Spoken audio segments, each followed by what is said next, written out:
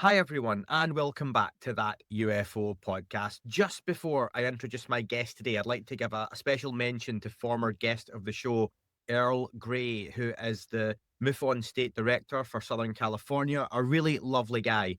And he's had a very rough week in hospital. He's in intensive care after his cancer diagnosis recently.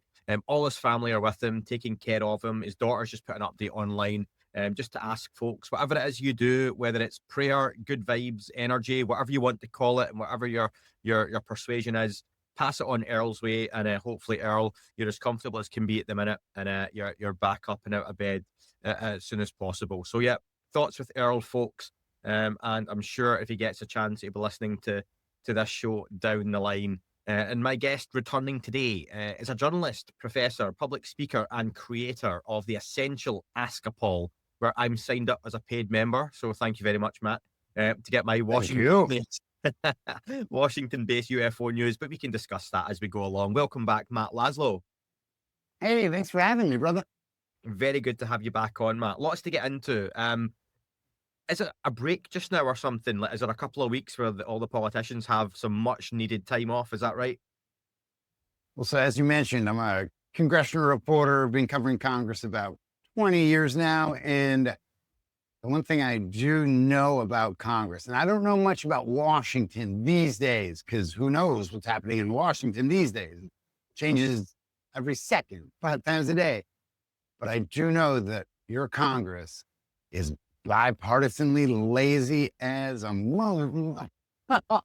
They're terrible. They just gave themselves 2 weeks off for Easter, even though at least a quarter of them are atheists. They don't believe in Easter, but they believe in giving themselves time off. Sounds about right. So probably a good time to kind of catch up on where everything is. You've mentioned, Matt, there, your background. We've had you on the show now a couple of times. But for anyone listening for the first time, what's the kind of Cliff Notes version of who is Matt Laslo? Yeah, so I've been covering Congress for all the fun outlets for about 2 decades. Covered cannabis, drug policy for Playboy, Rolling Stone, Vice News Tonight. But then also have been a Wired magazine contributor, covering tech policy, all that, which is actually how I came into the UAP issue from Wired coverage. But then I also am a professor on the side, teacher at Johns Hopkins, Boston University. Mostly it's like poli-sci, but like a look at how the media and politicians have or have failed to adapt to new mediums over time. They're kind of looking at how rhetoric has or has not adapted to reality over times. And that's why I love coming back on this show, because who knows what is or what isn't reality in today's Washington. Yes, today's Washington tends to shape what's happening around the globe more than ever, it seems. And we apologize. We apologize. Most of us Americans apologize on behalf of. Listen, I repeat this ad nauseum. I'm not a big politics guy, even though it affects us all.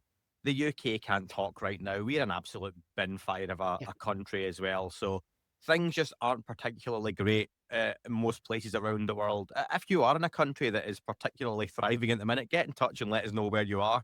And perhaps you'll let us know where to move. Yeah, exactly. I think a lot of us are struggling right now in all kinds of shapes or forms. So but that's your background, Matt. So let's get right into it, because you're really good to have on for what's going on. You've got your finger on the pulse. You are the boots on the ground guy in Washington. You are literally, and I've said this before, if you've not heard Matt, and Matt, correct me if I'm wrong, or if this in any way diminishes what you do, you literally hound politicians of all levels. You run next to them from office to office, from train to taxi. You jump in the back of their cars with them just to get a quote, a clip, an audio piece, a snippet, a meeting, something with them. And that's what can get news out within minutes or hours of it happening. You literally hang about outside of skiffs and rooms to go, what's just been said, and throw a microphone in their face. Is that fair? Oh, it's fair as hell. One of our job titles is the Congressional Press Corps, which is more illustrious than the White House Press Corps, because the Constitution says Congress is number one, even though everyone likes the shiny object of the White House. But yeah, at the Capitol, we get a little dirty. We get, like the joke is our job is hurry up and wait. Because sometimes you'll just be sitting outside of the Skiff for 1, 2, 3 hours. And then boom, that one person walks out who's not willing to talk on the record because it is a classified setting, but who gives us those little Easter eggs that we then go on the hunt for. So yeah, I'm a professional stalker, for better and for worse. So give us the temperature right now in DC on the UAP issue, because it was last year you were back on. So much has changed, and I'm going to get to the new administration. If it comes up, it comes up. But what is the water like right now? Well, so I'm actually, and this is where I tend to be honest, unlike some of my colleagues in the media who've drunk too much Kool-Aid, and unlike my sources, the politicians who, I also say I interview 535 liars for a living. So I'm bipartisanly don't trust them all. But that's why I keep pulling the threads. And honestly, up until last week, and yeah, up until the end of March, I was like, wow, this is interesting. It kind of feels like, and this is still a little bit true, they can prove us wrong, but this whole Congress, which just started in January, it's kind of felt like the UAP caucus just kind of dissolved. Now, on paper, they haven't dissolved. On paper, the UAP caucus is still there, but you had kind of most of the energy that was the UAP caucus as we knew it last year kind of just evolve into this new secrets task force. And if you're not familiar, good on you. But the new secrets task force is chaired by UAP caucus co-chair Anna Paulina Luna. But instead of just looking at UAP's task force on secrets, they have JFK, his assassination as a part of their portfolio. MLK, Martin Luther King Jr., his assassination. They also have the Jeffrey Epstein, the fucking, pardon my French, but the pedo, sicko. They've got his stuff on their plate. I believe 9/11 and the origins of COVID as well. And so this task force, and I didn't know this till the start of this Congress, every task force is just given a 6-month window. Now, it might be renewed, but they've had 6 months, from the start of this Congress in January to, focus on all these issues. And first month, second month, third month, I think we're about to drop, so I'm the founder of askapol.com and askapoluaps.com. I think we're about to drop an interview with Nancy Mace, but the UAP caucus still hasn't met this Congress. Or no, actually with the other co-chair, Tim Burchett. I think he confirmed that to us. And so I was like, wait. This new secrets task force, it's felt like they were just kind of getting burned by congressional leadership. It's felt to me like Republican leaders are like, all right, we don't want to give time or resources to this committee or to this non-committee, to this caucus. How can we undermine them? So we'll give them a task force. And instead of making them focus just on this one huge issue, they're going to have to focus on every secret conspiracy, for lack of a better term, under the sun. And so, yeah, I came in very dubious. That's what I'm paid to be, just skeptical. Yeah. But then, boom, end of last month, we had Congressman Eric Burleson, who's a member of the UAP caucus. He goes and he hires David Grush. You probably remember that name. But yeah, the UFO whistleblower who testified in July 2023 before the House Oversight Committee in that public hearing. And since that hearing, the members of the UAP caucus have not been allowed or haven't been able, it hasn't worked out to get him in a skip. Well, now Eric Burleson hired Grush as his personal congressional staffer, part-time staffer. And from what him and Congresswoman Luna, Chair Luna, are telling me is they feel like it's really been a game changer. That he, even though he's only been technically on staff for 2 weeks or so now, he got brought on officially on April 1st, but first week was a bunch of administrative BS he had to do, like all these different policies, no eating over here, no drinking over here, blah, blah, blah. Yeah. Not really, but, and so, Boring stuff, yeah. yeah. And so he had to go back through like preschool training for like working for the government. And he's like, yeah, I got this. Well, so they finally have had some meetings, and it seems like from what they're telling me, all systems go. Because what Congressman Burleson says is it's just a game changer by its very nature. Now, they're still fighting to get his clearance back. But even without that, Burleson and them say, like, he's on our staff. So he can just like, it's hard to like say what he can do, but it's like, yeah, you're not allowed to talk about classified info with non-classified folks, but that's your boss. And Sure, he's got right. some level of classification because he's in Congress. Walk back a Stuff's step. happening. I want to ask this question, Matt. Explain to me what a staffer is, because I'm sure for those particularly maybe outside the US, I've heard that term and I've learned a lot about US politics in the 5 years doing this podcast now, but not everything, but I know enough. And this term staffer for me, I always thought it was like a kind of dog's body, if I was a congressman or woman and I've got a staffer, they're going and getting my coffee and whatnot. But then I hear that staffers get briefings and then pass that information on. So, it's something more. So what is a staffer? Well, so yeah, staffer, some might call it a congressional aide, and it depends on the office. And actually, because I'm a professor at Boston University, with my students, I was able to go into Senator Elizabeth Warren's office for a briefing from her staff. And this kind of blew my mind.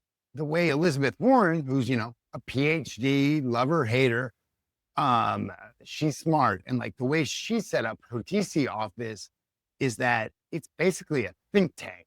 And so like she's got a bunch of people with PhDs on her staff. And even though, again, Wired Magazine contributor, when it comes to like data privacy issues where, our governments through our iPhones or Androids or whatever, like for us to sign that contract and like be able to use Instagram or TikTok or whatever, we have to sign our souls away. At least here in the US. There in the UK, you're able to opt out in the, you have to opt in. Here in the US, we have to opt out. And like, even though Elizabeth Warren is not on our Judiciary Committee, so she doesn't have like an actual dog in this fight, because it's such a big issue to her, she's got an antitrust lawyer on her staff. And so like when it comes to Congress, they can have staffers that are, underpaid, paid below minimum wage because Congress is abusive and all that. So they have their underlings who are their schedulers and blah, blah, blah. But they have a certain budget that they have to stay within. So some use more of that budget to hire like pristine people over here in this field. And I think like in Elizabeth Warren's case, I think she hires a few more top dog and dogette, PhDs or whatever. And then other staffers have to carry more burden, but then they also get paid a little bit more, it seems. Well, so with Eric Burleson putting on his staff, and I've read a lot of history, told you I'm a professor on the side. I've never seen this done. And like, I've actually been personally covering Congress for 19 years now. I've never seen this done where the government, Congress, feels like they can't get the answers that they want. Mm-hmm. So they hire this person who worked on those programs as their staff, who supposedly knows them intimately. And that's where, and it's interesting because Burleson, again, he's got a certain amount of staff budget. I think it's a couple million a year, but they have to have offices back at home. They have to have, dot. Usually if it's a bigger district, they'll have 2 or 3 offices. Well, so for Chet, he, or pardon me, Burleson, he agreed to like hire Grush, and Grush is just brought in as a part-time employee. Um, and so we don't know yet. We will, I guess, next month or next quarter. You can look on the site legistorm.com and find out how much he's actually getting paid. But from what we know, Mr. Grush is not in this for money.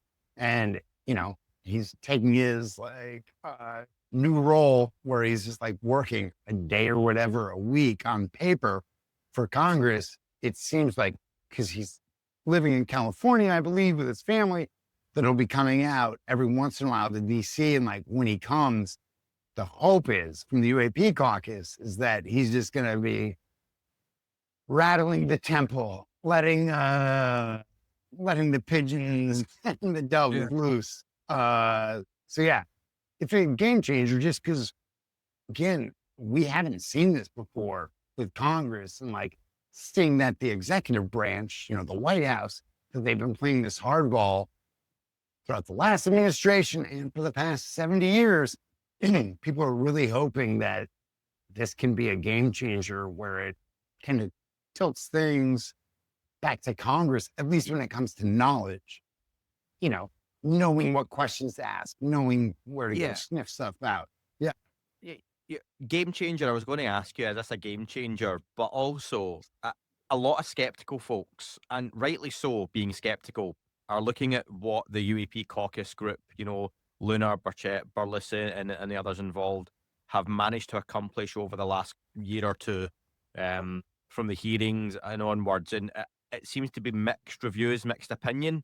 Skeptical folks wonder, is this a move to almost gain control of Grush, that it is easier to stifle or keep on a certain side of the fence if he's being paid and he's brought in?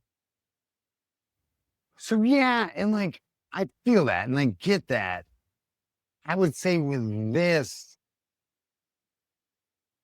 my other feelings override that. And like Okay. again, like I don't trust Congress. I'm actually a little bit, I've read so much that I don't even trust myself or my colleagues. Yeah. I think all of us should be rightfully dubious of today's media, especially here in the US. Like what? We're the media that got us the globe into the Iraq war over weapons of mass destruction that turns out did not exist. If anything, we own most of the world's weapons of mass destruction. And so, yeah, we all have a right, and we should be these days, really questioning the media, especially the US media. But this is one where it doesn't, and again, this is where I paused a little bit. Professor Laslo pauses because I'm like, I'm torn. Mm-hmm. From what it's felt like to me is, and this is based on what lawmakers have told me, like there was, even though the first 2 months of the year, it's felt like UAP caucus kind of like was going after shinier objects with the JFK or Epstein files, all that. It seems like they actually were playing pretty interesting 5-dimensional chess where, some people do doubt that these Republicans who are kind of ahead of these efforts, Congresswoman Luna, Mr. Burchett, Mr. Burleson, they're all fairly far right lawmakers. And so that makes them allies, like with President Trump, allies to varying degrees. Some, it seems like, can text him or can text his people and like get responses. Others, they just trust him. And so that's where, even though this issue is like stayed so nonpartisan, which has been very refreshing in DC, just the way this new Trump administration is coming out, just like, Gatling guns just blazing at allies, whether it's the UK, Scotland, etc. You just go across the globe, Canada, Mexico. And so like, there's this natural questioning of like, wait, this isn't exactly like Trump promised. When it comes to these UAP caucus folks, especially those from the far right, they tend to just have this innate belief that Trump is going to disclose all the files, whether it's JFK, Epstein, or UAPs. That is where we've seen this interesting tension that hasn't been here before, because you have all the Democrats and even more moderate Republicans being like, wait, you think Trump's going to do that? Like, we know he said something along those lines. And so that's where there is interesting tension right now. I don't know if anyone fully knows where it's going. And that's in part because Luna, Burleson, Burchett, they went from like leaning on the White House to now leaning on Grush. And so to me, it hasn't felt like they're leaning on Grush to like quiet him and bring him in. Like, I've been outside the Skiff briefings for the past, 2.5 years. And you just had these lawmakers coming out so frustrated, being like, these people, how dare they not know that we were going to ask about this? Because Grush just testified about this. I'm thinking back to 2023. Grush testified in July. I think their first Skiff briefing that year was like a couple of months after that. And all those lawmakers just came out so frustrated, being like, how dare they? Like, there was anger, and they were like, these people, they should have known that we were going to ask at least these questions. So they, like, the meeting kind of ended abruptly, or it ended, after not much happened. All the lawmakers came out really ticked off. Well, then it was interesting because, and I think that one, there was only like 5 or 6, maybe 7 lawmakers. And it was only us at askapol.com and our friends at News Nation, I believe, Joe Cahill and them. So the next briefing, boom, you have 5, 6 times as many media outlets. You got Axios, you got Fox News, you got CNN. Because whoever in the executive branch kind of effed with those lawmakers and messed with them, boom, then you had 3, 4 times as many lawmakers. The next briefing, AOC, Congresswoman Alexandria Ocasio-Cortez, she was in there. And so, like, we've kind of seen in real time old playbook from the executive branch. And like, when I say executive branch, don't think of it partisan per se. It's not just right now, it's Donald Trump. Back then it was Biden. Again, the UAP issue has really superseded all that BS partisanship. Yeah. And so that's where, yes, I'm still, to get back to your actual question, yes, I'm still skeptical of what any lawmaker tells me.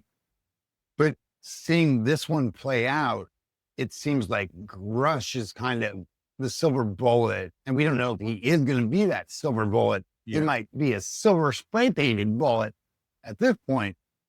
But they're kind of hoping that he's going to be the game changer to kind of show the executive branch, like, hey, we actually know what you're holding in your hands. We know some of the decks or some of the cards in your hand.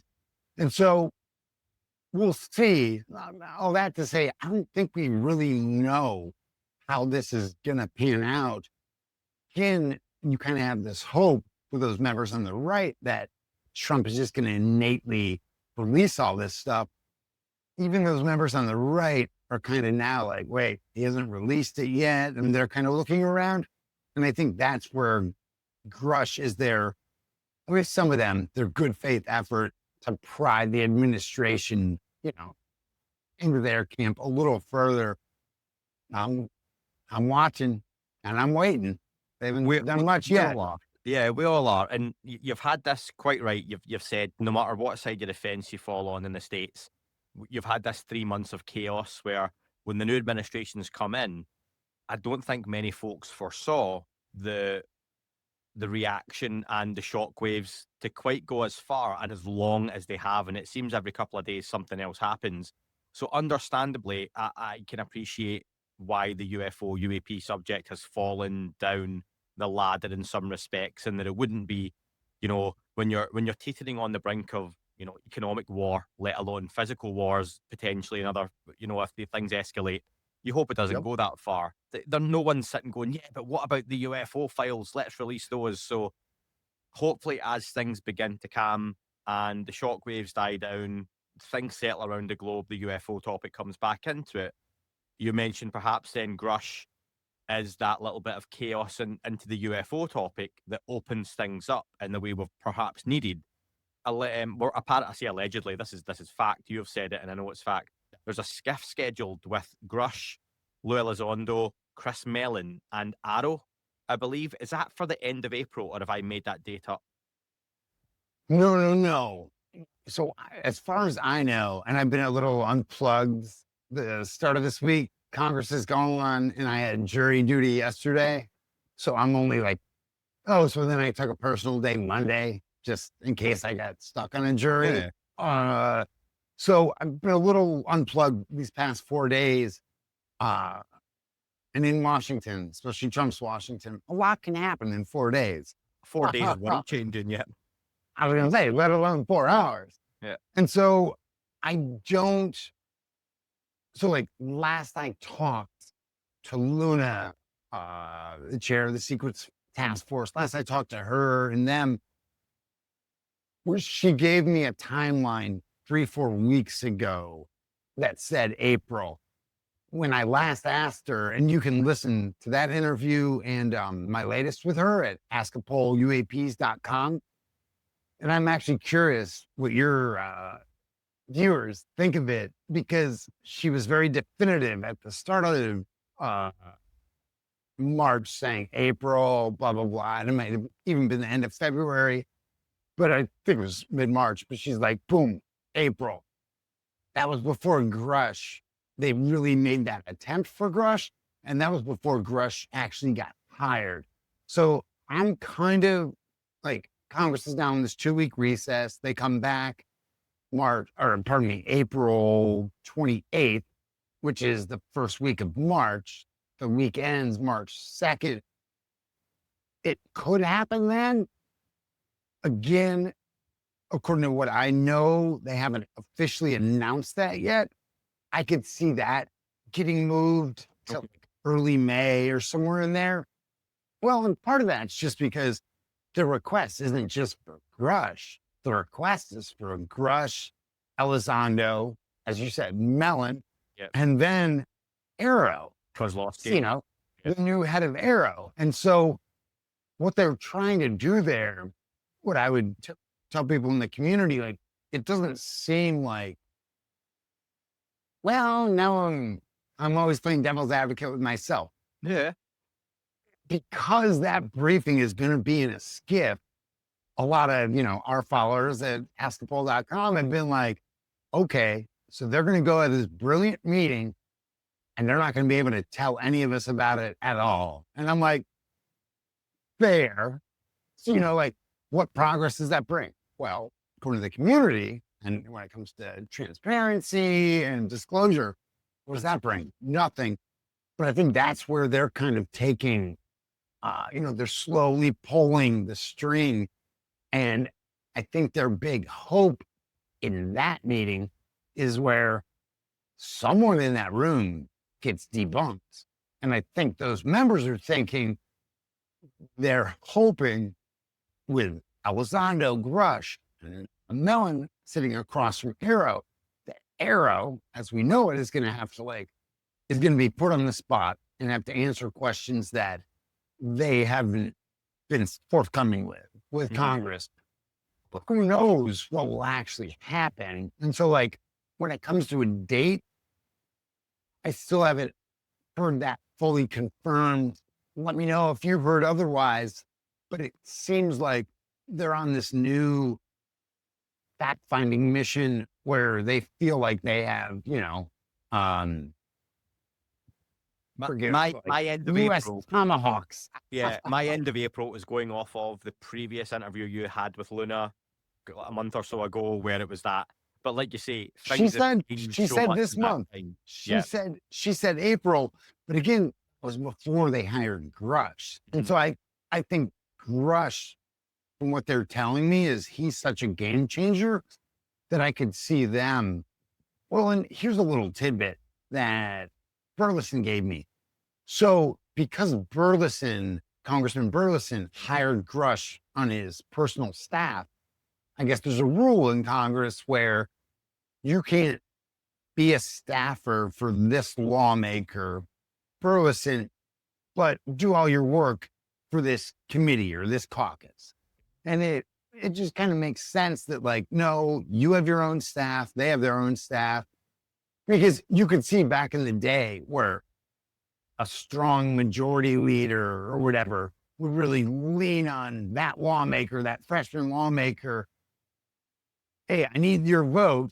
You're meaningless and powerless, but hey, to get your vote or like to even bring you on board, I'm going to need 2 of your staff members, so I'm going to accumulate that. And so like, there's just a rule and it kind of makes sense on one level. I think what lawmakers are feeling out is, because again, this is unprecedented. It's like, what does it mean to have an actual UFO whistleblower on your staff? And what Burleson said, and this might be why the April meeting might get delayed, the Pentagon hasn't been forthcoming. And I guess they're going through the Pentagon to get his clearance back. And so right now, David Grush doesn't have a clearance. He still knows all that stuff, but will he get arrested if he speaks it to his boss, who's also a member of Congress, or who is a member of Congress, and who's got a certain level of security clearance? And so I think everyone's kind of learning as they go. I will say they'll have July 4th, Independence Day. Sorry, Britain. Love y'all, but your Red Coast lost. I just think Independence Day, Bill Pullman, Will Smith, Aliens, that's my Independence Day. So I'm over Dude, the red coat stuff, yeah. I watch that Will Smith Independence Day annually because it's an amazing fucking film. Pardon my French. But so that's going to be a natural deadline for lawmakers because like 2-3 weeks after July 4th recess is boom, they're gone all of August. And so I think it'll happen sooner than that. Or I know this, lawmakers are telling me they want it way sooner. They want it in April. They want it yesterday, ... It seems like because they're still not negotiating, because they're still waiting for Grush to get his clearance back, that might naturally have to be delayed until later in May. But the lawmakers are definitely itching for it. And it seems, from what I'm told, that Grush and the others are game on. But two things then for that. If you go to that July timeframe, is that not the 6 months up for the task force, for the whole declassification task force? Because that's about that. But also, just before I forget, you'll know how this works better than me, and I may be thinking of this too simplistically.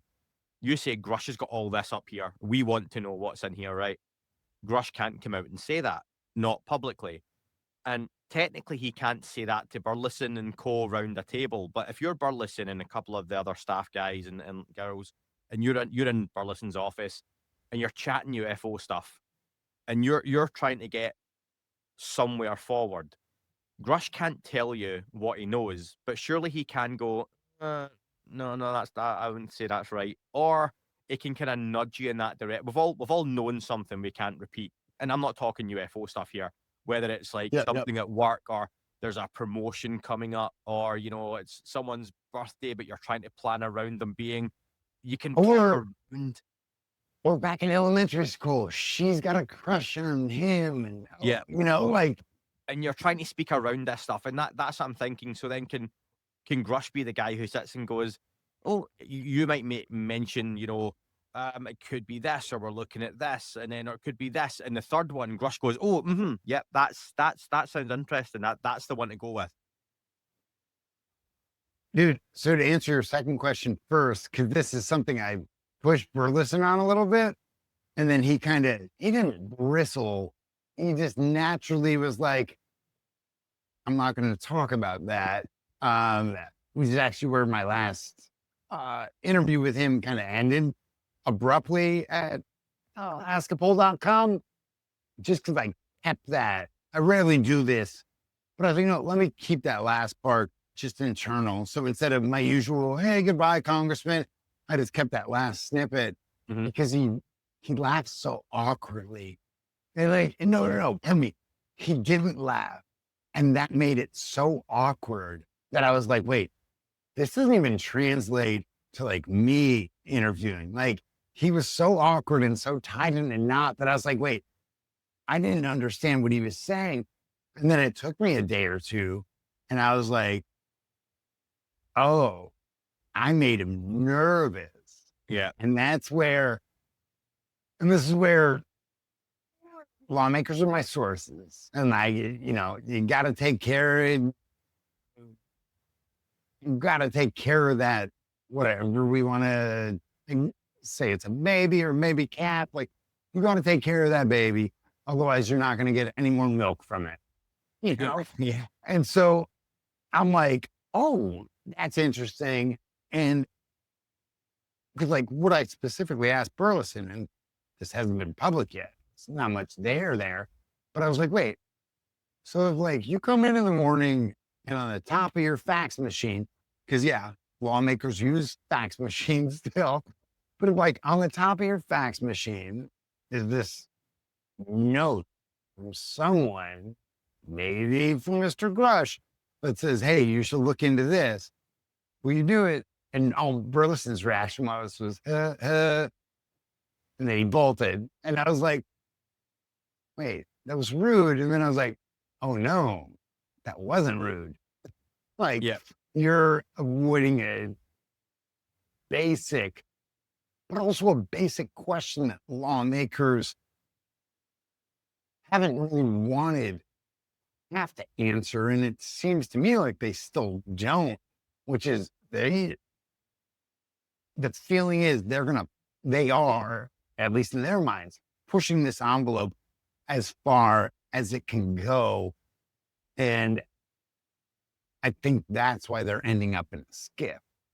Because as much as Grush can tell them these things, like hell, us in the Washington, D.C. press corps, and any other reporter who covers politics globally, you're in the same camp where sometimes you get really good information, and I'm a media professor. Like, the rule is not like there's no rules for anything basically, but with journalism, those rules are verbal agreements. And so when I talk to a classified source or whatever, like that takes on a little bit of a different level.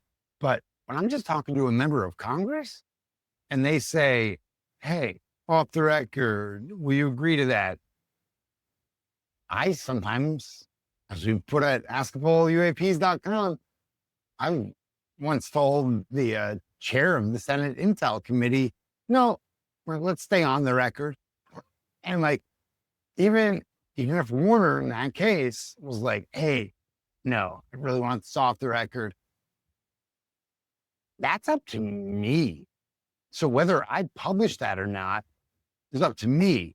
What I have to weigh is, okay, how good is this source? Oh, he's been excellent over the years. Can I afford to burn this bridge? And usually the answer is no, To me, the only time I ever been even tempted to break that bond is when someone lies. And if someone lies and I've, got it recorded or I've got the notes, I'm like, okay, you're not someone who should be in this space. You're a fucking liar and I can prove it. So boom. So when it comes to someone like Grush, again, this is where, and apologize to everyone that I'm like speaking so long-windedly. This is a fascinating conversation that I just don't have the answers to. But that's where us at Ask A Pol, we keep pushing and pushing and prodding. And I think this is an interesting case where lawmakers themselves are kind of doing the same thing. And so, at least for me, journalistically, I treat my sources who aren't elected officials to a very different standard than I treat my my sources who are elected officials. If you're a member of Congress, I'm gonna hold you to the highest effing standard. Like, Yeah. I'm not giving you an easy out. And like, I used to be a Vice and Vice News correspondent. We had a perfect and beautiful rule. The basic rule was we don't accept off the record interviews.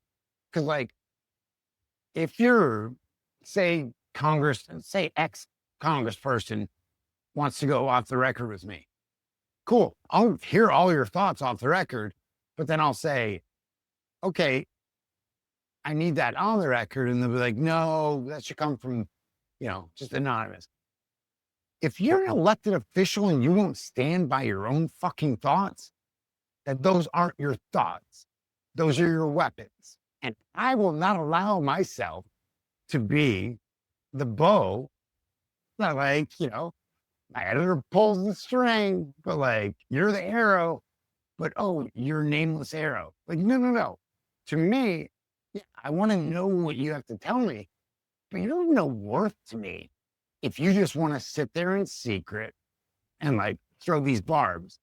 Now, when it comes to these issues, this is a lot different.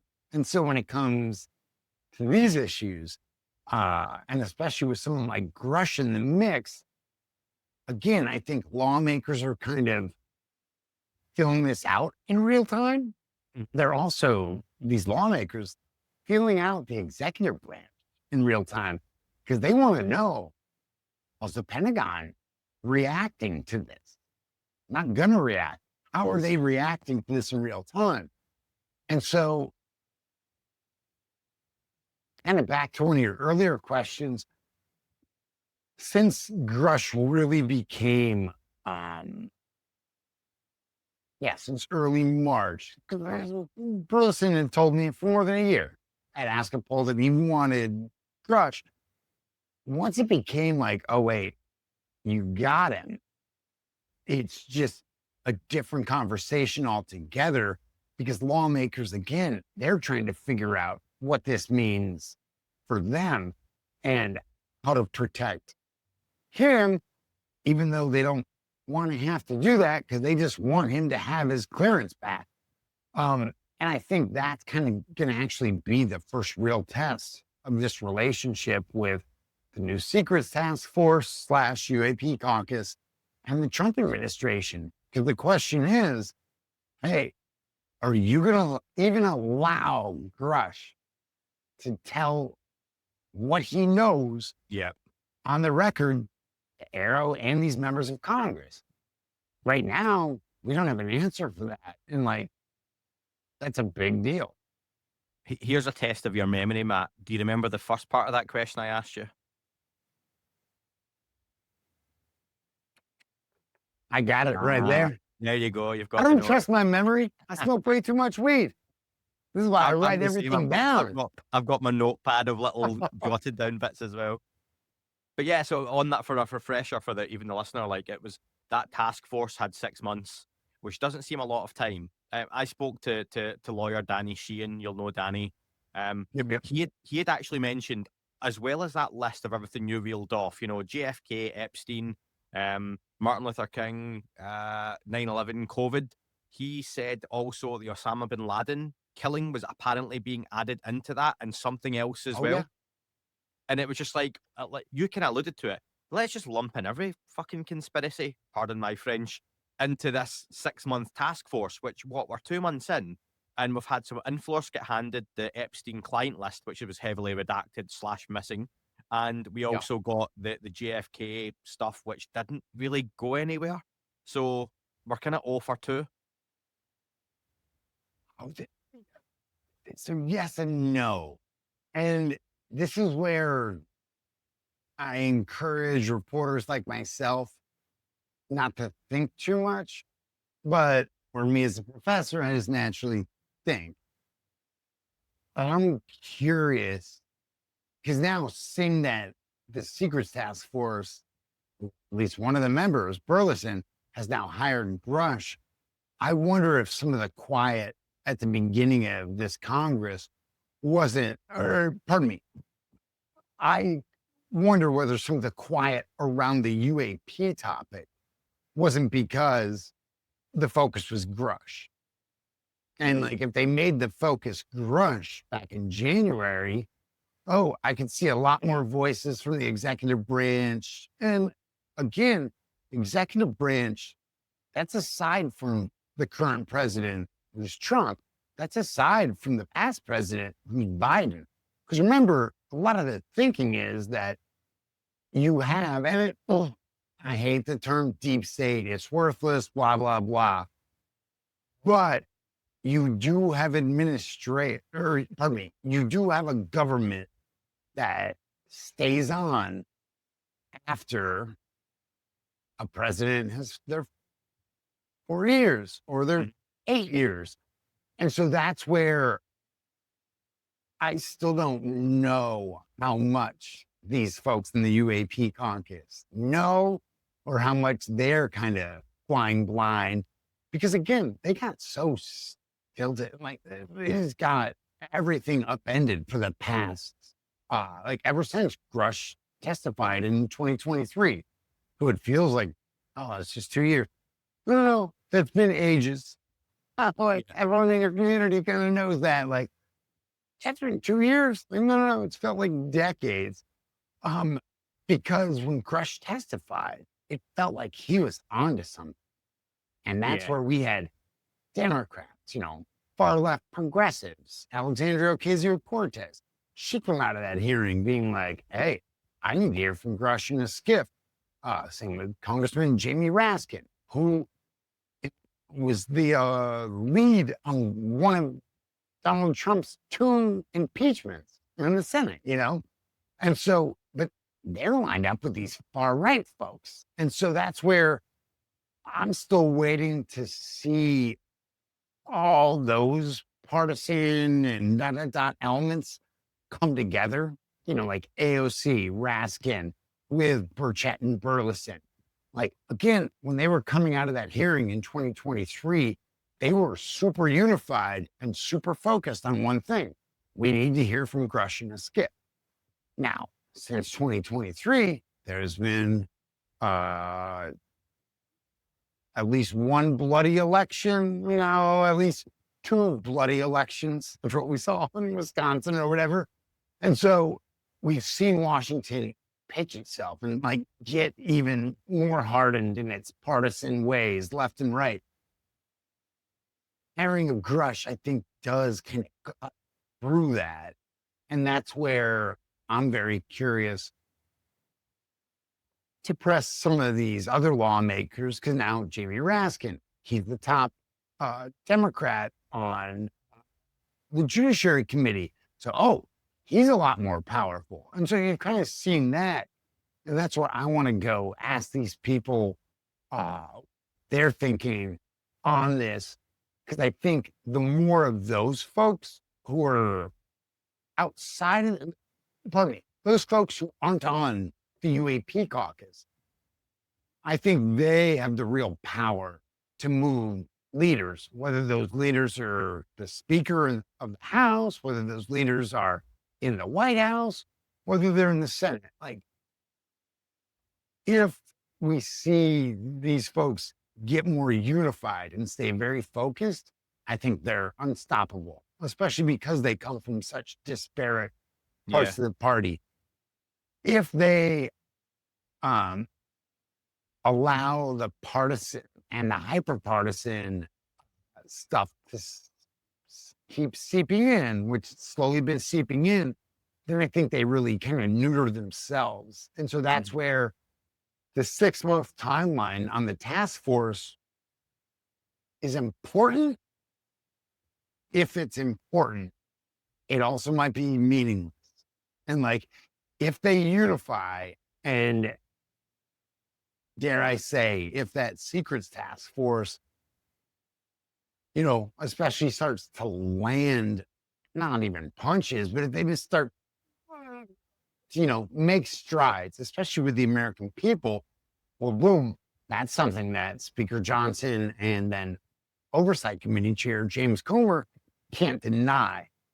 Right now, we haven't quite seen that. And I'm kind of curious whether Luna and them purposely didn't start with UAPs for a reason. And it might have been that they thought Grush was coming in and they were going for that hardcore.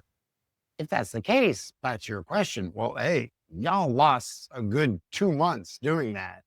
And now we're, what, 4th month into this administration? Like, hey, we'll see. Their thinking also might be that, oh, they can always come to the UAP caucus even after the secret task force is done. And so, like, I don't know. And like, it's actually been frustrating for me on the ground at the Capitol this whole year. For what? More than 100 days now. It's felt like I've been asking these questions, haven't been getting good answers. And then like, Grush was hired. So it's like, okay, maybe you all were waiting for that. We don't quite know that yet, and we haven't quite seen them hit a ball out of the park, for lack of a better term, or we haven't seen them get a goal yet. And so that's why I'm like, okay, they have winning the UAP stuff in order for leadership to give them an extension on life past that 6-month window, because maybe if they led with the UFO stuff, leadership would have never given them, or, leadership might just cut off their committee after 6 months or their task force after 6 months anyway. And so I don't know what they know fully, but especially now with this crunch time coming, that's why I wish they were in town, because these are the questions I have for them. Yeah. But I don't know if they have answers for any of us. Just before we run out of time, and I've got a couple of listener questions to finish up on, there was a comment made today. Have you seen this by the White House Office of Science and Technology, the policy director, Michael Kratzios? You said it perfectly one of those times. Yeah, one of them there, I think. I got the Michael right. He said that the US has technology that, to quote him, can manipulate time and space. So the actual sentence was, our technologies permit us to manipulate time and space. They leave distance annihilated. That's quite a comment to come out with, and it's one that people have really picked up on. Just to get your take on that. Well, I was going to say, what? Did the Trump administration finally buy TikTok? Because sometimes TikTok feels like it traverses time and space. Bad joke. But, that's one where I've got to, like, look into it further. Yeah. And this is, like, kind of the beauty of Ask A Pol. Anyone out there, I'm going to do my plug for askapol.com early. Send us your thoughts. I mean, because so many of you, 80, 90% of you are more well-read than Congress on any of these UAP topics, just hands down. And so also the media is not trusted. So when I get a question from you all and I take that to a lawmaker, I love it because I kind of recede into the distance.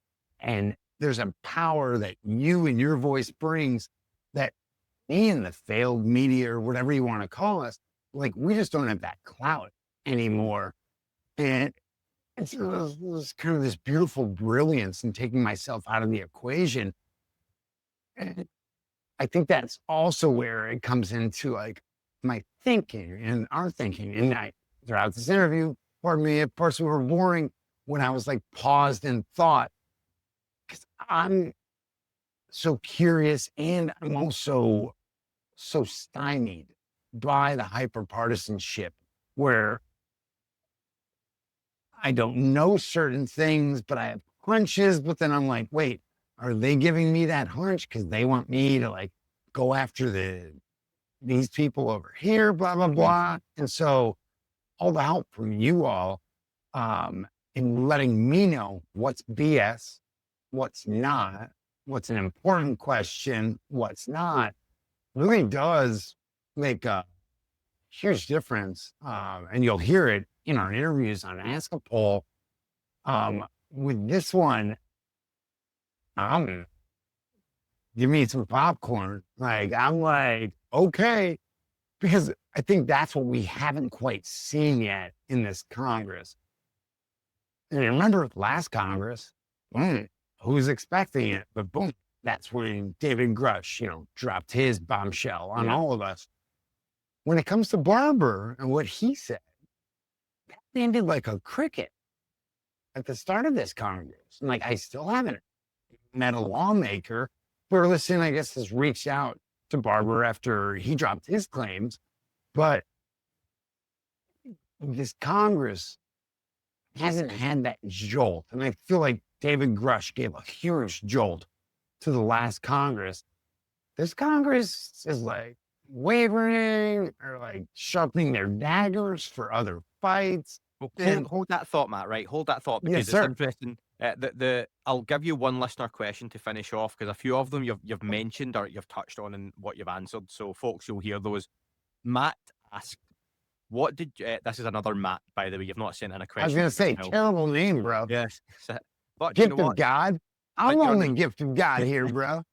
You're in the Discord chat, so well done, Matt. He said, what did you think about Jake Barber's claim that senators felt like they needed protection from gatekeepers? When he came to them for help, they asked him to keep them safe. Have you picked up on that kind of feeling around the whole Jake Barber situation? Or, like you say, was it flat? Here's the interesting thing. And like, so I could actually see some senators feeling that, like, oh, I need protection. There's been a lot of, pardon me, let me rephrase it. There's been a handful of voices in this community that have been very targeted.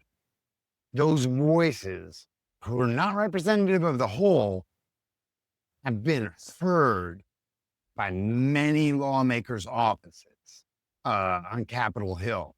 And I'm still exploring this when it comes to HIPSCI, or the House Permanent Select Committee on Intelligence. Because guess what? The past 2 years, under then Chair Mike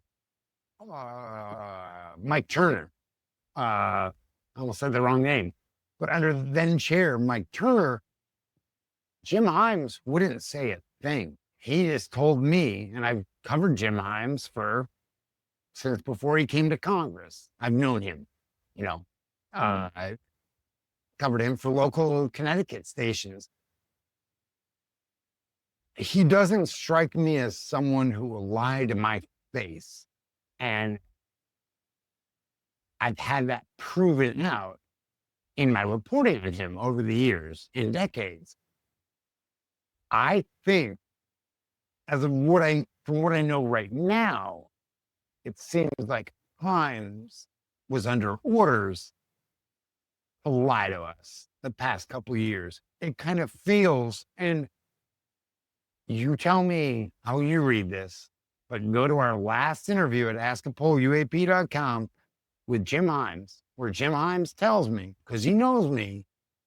Well, first off, he says, is one of the greatest rock songs of all time. This beautiful, sorry, I got on a tangent, but to me, it's amazing. Himes went from literally telling us that he had no idea what was happening. Now, pardon me, the song is The Zombies by Cranberries. It's on our site, askapoluaps.com. But Himes, when he came up to me last time, he goes, hey, and he starts talking about this song, Zombies, which I guess was stuck in his head. And I was like, wait, this is Himes being chummy with me again. Himes hasn't been chummy with me in a couple years. Well, what's the only thing that's really changed?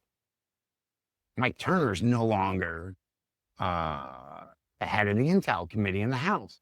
Yeah. Well, so right after we get through Himes and me chatting about music, which I used to cover entertainment. So yeah, I always say I know how to deal with asshole politicians because I know how to deal with asshole musicians, which is very true.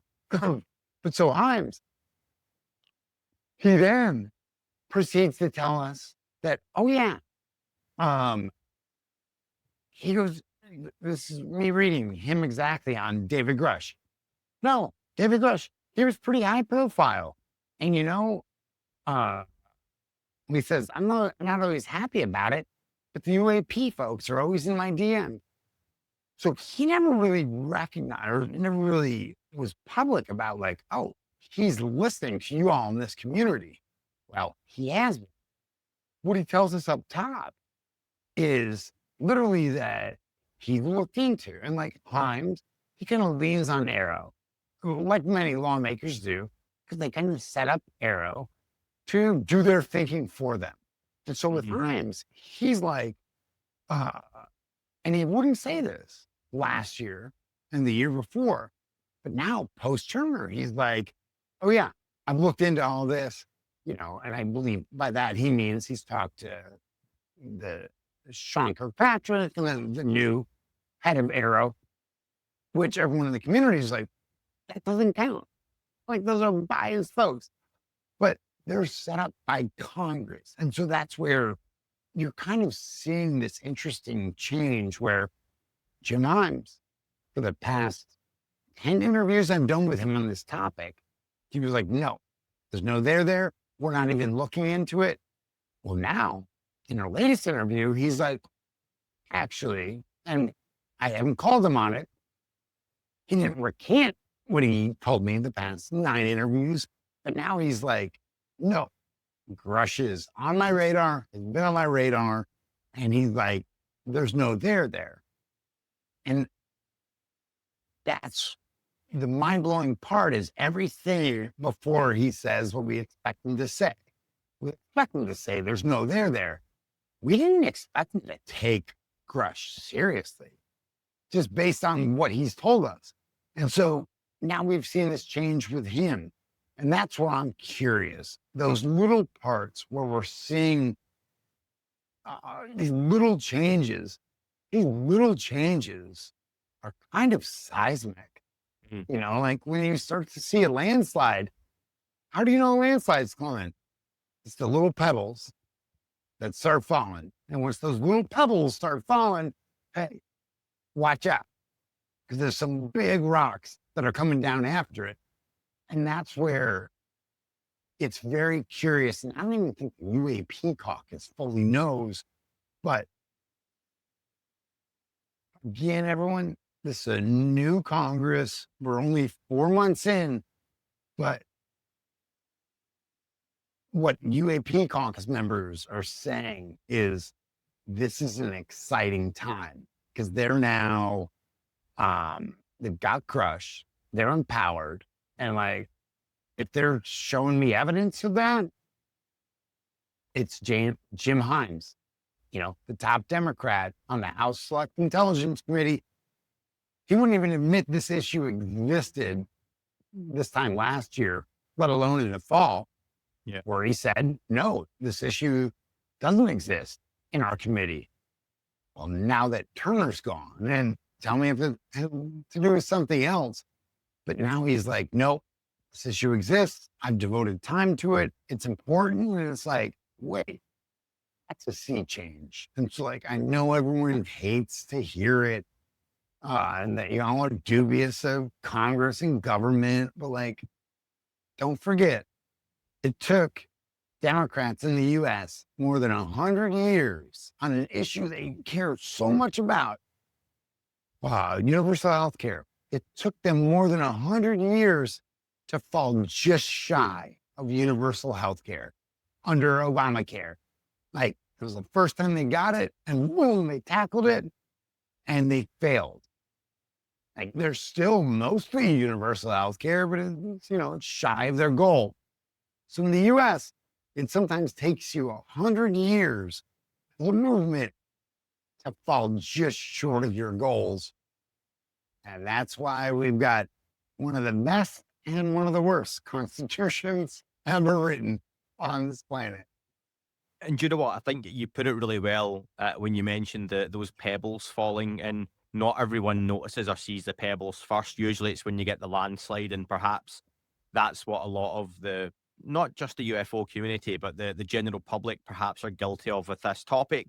No one's really looking for the pebbles outside of a few, and maybe those are the ones shouting something's coming, something's coming. It's when you see the rush of fucking rocks and mud coming down that you go, shit, we have to do something. And perhaps we're on the cusp of that, Matt, just now. But listen, we've run out of time anyway. You've been really good. You've mentioned a few times, I think you've mentioned the site once or twice, Matt. But do you want to just plug again? How can folks follow you and, of course, support you in the short, medium, and long term? See, I had to keep you on your toes, brother. Yeah. But no, Ask A Pol, UAPs.com. You can also find us on social media with Ask A Pol UAPs. Keep your questions coming. Like, we're literally only as strong as our community. And you all send us the best questions, the best shade. When I'm worthy of that shade. So yeah, keep keeping me honest. And yeah, find us at askapoluaps.com. I genuinely am a member, and I get Matt's emails, and along with a few other newsletters, blogs, and emails, I find them very useful for what I do and what I put into the show. So I like to make sure that I support back people who are doing the kind of hard work that allows people like me to pass on messages and create my own opinion, or curate my own opinion as well. So Matt, again, thank you for me very much for what you do. Thank you, brother. Anytime.